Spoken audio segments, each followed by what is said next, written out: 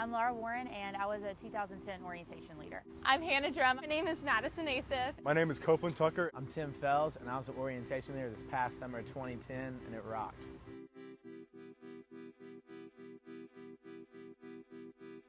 I went to orientation and I thought it was the greatest thing ever. I just remember feeling so welcomed and so well taken care of. My group leader just really took me in and made me feel so comfortable, like I'd known him forever. And that really helped start me off on the right foot for success at Georgia. After that experience, and I just really wanted to be that person for other students, that I could get them as pumped up about coming here as someone did for me. I remember them being on the stage for the first time singing their songs, and I remember thinking, like, that's me, that's it, this is my goal in college, I've got to do it. I came into orientation and I didn't really enjoy it. I didn't think it was the coolest thing I'd been to that summer. That's why I had something to compare it to I thought was better, and so I never thought about it again. Until the summer before my first senior year, a dear friend or someone who was to become a dear friend said, "Hey Tim, you should think about applying." And I said, okay, and I never thought about it again. And then when applications went out, she reminded me, "Hey Tim, I think you have what it takes. I think you should think about applying." So that's when I really considered for the first time, all right, is this something I really want to do and give myself to, and give my summer to? And is this something that I could really be just impactful with, and that there's purpose to? And the answer was yes to all of this. And so after really taking time to consider, to pray about that, I felt like I could do this, I could have a blast doing it, and it would be one of the most meaningful things I could do for the people coming into this university. A lot of us didn't know any of the other OLs before we were picked. I certainly didn't. So I came in, not really knowing at all what it was going to be like. But we ended up being a great team, and our differences were our strengths. Like, yeah, we had very different leadership styles. We had different outlooks on life and UGA, and how to really lead the freshmen. And yet that was our strength, and we built ourselves up upon our differences. Our team was really awesome. I mean, I'm a little bit biased, but we just, our thing going into it was no drama. It's such a small group and we only have such a short time to make this the best we can. We wanted to go above and beyond as much as we could, to excel in every part of it, and also do so without, blowing up at each other. My team was completely inseparable this summer. Our team, I think, was very exceptional, if I could think of one word. We genuinely liked each other. There's nothing more dynamic in the whole orientation process than the team, because you receive criticism together, you receive praise together, you win together, you fail together, you laugh together, you get angry together. Everything is just this togetherness. They say opposites attract, and it was really true for us. We were a great team because we were different.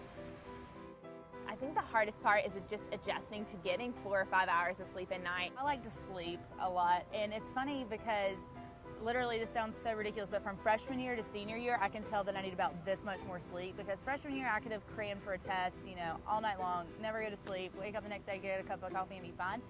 But, approaching senior year, I was like, I need 8 hours, like a solid 8 hours of quiet sleep.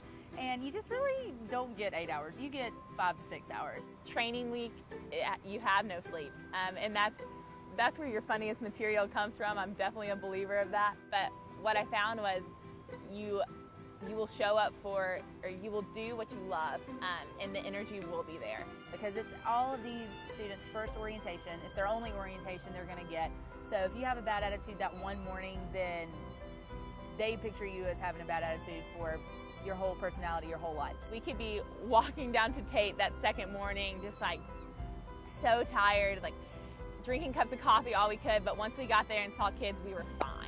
The biggest challenge was probably also the best thing, and that was the team dynamics. If the team is really together, it shows when you're on stage. And we had people come up and say that to us, which was just really an awesome encouragement.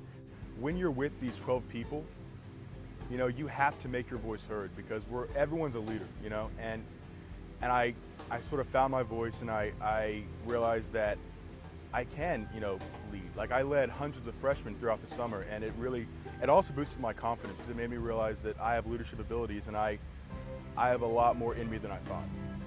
Yes, the time I laughed the hardest was anything concerning Copeland. Oh, I got the giggles.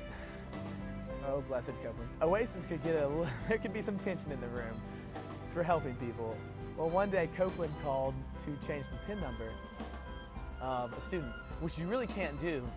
You have to go, the student has to go to North Campus and be present, and they'll change it there with photo ID. Well, they ended up giving us a special privilege of changing the student's PIN number on the phone if you're an orientation leader. So Copeland called and asked the guy if he would change his student's PIN number, and he forgot to tell him that he was an orientation leader. And I was like, oh, Copeland, make sure you tell me you're an orientation leader. Copeland already wanting to be a little faster than he was, like, oh, by the way, I'm an orientation leader. And the guy was trying to be nice and said, oh, I bet that's a fun job. Copeland took it as a guy trying to be smart, and it's dead quiet in the 4th floor of the MLC, dead quiet. Copeland's on the phone and he goes, you know what, it is a fun job, but I'm a little stressed out right now, and it'd be a lot easier if you would just change the PIN number, change the number, change. And he's yelling, and all these students around him kind of yelling. Dexter was really bad about waffling people in the face, where he would actually make a waffle at a dining hall and just go up and smack one of us in the face with it.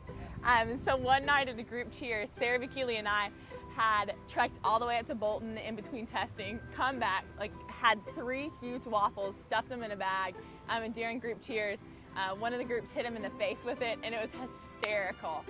Every night after Orientation Live, then we would always re-perform our intro songs to whatever friends or family or special guests that were in the audience. And instead of doing them well or professionally, we would just basically see how ridiculous we could make our intro song. Wake up in the morning in the classic city, grab my books, I'm out the door, OMG, it's 8:50. I can't sing, so don't worry, if you feel like you can't do this job because you can't sing, I can't sing, so you can still do this. The funniest thing that ever happened this summer, we had a lot of inside jokes, but by far the funniest thing, at least for me, was me and Laura Warren got in a group cheer war. Laura had stolen a really embarrassing photo of me off of my BlackBerry, and it was basically a picture of me with some shawl wrapped around my head, posing. It was a really dumb picture, and she stole it off my BlackBerry. And that night at Orientation Live, she got the tech crew to actually put that picture on the projectors in front of everybody. So just imagine the most embarrassing picture you can think of, displayed in front of 500 people. And I was horribly embarrassed, but I figured if I couldn't laugh, then I would cry. And I gotta admit, she did a good job, but I got her back. I basically had my team make fun of her in the group cheers. Laura does this hair flip a lot, so I made them do that. Of course, some of the OLs also got me with, me and Dexter were doing Dance Dance Revolution once, and they filmed us. And we were really terrible, and they showed that at Orientation Live as well. So I feel like I was kind of treated unfairly. I was the brunt of a lot of the jokes, but. It is the greatest experience of my life, honestly. I've been a camp counselor, which I thought it couldn't get any better than that at a 4-H camp. I've been in a lot of great organizations here. I love my sorority, but this is something that you will learn more than you ever thought. You think that you're giving to the students and they're the ones who are going to learn so much, but I've learned 20 times more than they could have ever learned from their 2-day orientation. It makes you laugh, it makes you cry, it makes you want to do more, it makes you it makes you so glad and proud to be a Georgia Bulldog, and it's the most rewarding thing to get other people on board with coming here to UGA. It's unforgettable. Your team, you'll be friends with the rest of your life. There's really nothing like it. This orientation leading looks really good on a resume. And if that's why you're doing this, leave the room right now. I said earlier, who you are comes out, and that will show. If you're doing this for yourself or because you think you're really cool and you handle this, then stop right now.